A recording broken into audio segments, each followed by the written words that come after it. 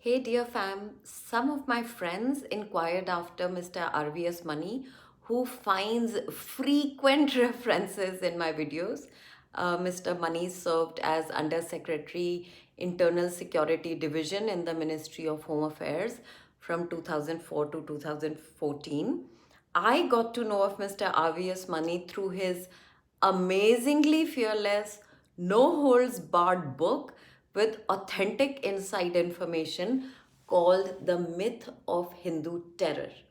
The book clarifies the whole bogus Hindu terror narrative that Mr. Mani personally saw being constructed by the top level politicians. It's important to remember that between March 1993 and July of 2006, India went through the trauma of 18 major terrorist attacks and the irreplaceable loss of 1,083 innocent lives. All were radical Islamist Pakistan sponsored attacks. All. In time, though, it became clear that there was a resolve in the ruling Congress party to add a Hindu spin to the terror attacks. Narendra Modi had to be finished because he was a potential threat to Rahul Baba, and for that, they had to finish off BJP and discredit RSS and its sister organizations. On June 1st, 2006, Mr. RVS Mani was called at the Home Minister's office. The Home Minister at that time, Shivraj Patil, was present there along with Digvijay Singh and Anti-Terrorist Squad Maharashtra Chief Hemant Karkare.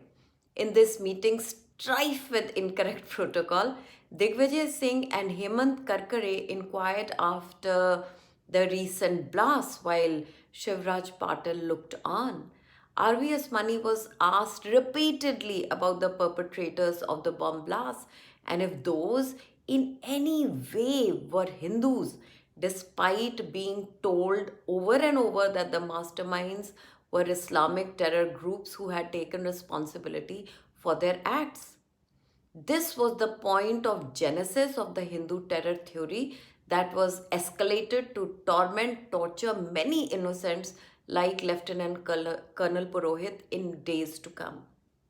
During the 26/11 attack in Mumbai, Mr. Mani was in the internal security control room of the Ministry of Home Affairs, and the information he shares on the suspicious goings on is scary when we realize how unprotected and vulnerable we were. I will share a video on this soon.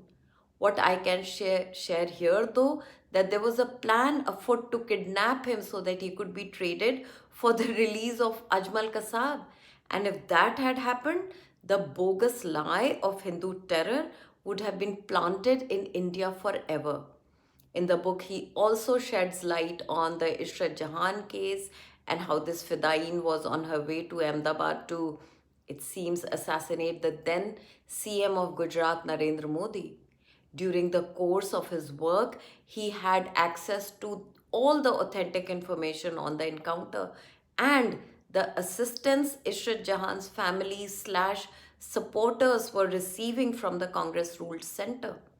He writes about the Batla House case and how Shivraj Patil had minute to minute information of the raid as it was unfolding, and yet he allowed the fake encounter theory to continue.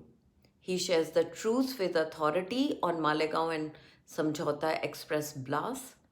This book is a treasure trove of information on events that the highest echelons of government like Chidambaram and Shivraj Patil would have kept hidden from us. It all would have stayed that way had this brave bureaucrat not had immense guts to oust it all. There have been attacks on his life, and he has survived thanks to his alertness and his devotion. This book reads like a page turner and will keep you riveted at all times. You also get a glimpse of his sense of humor when he notices how Shivraj Patil would make it a point to wear a new suit for every appearance, as if that was his prime responsibility.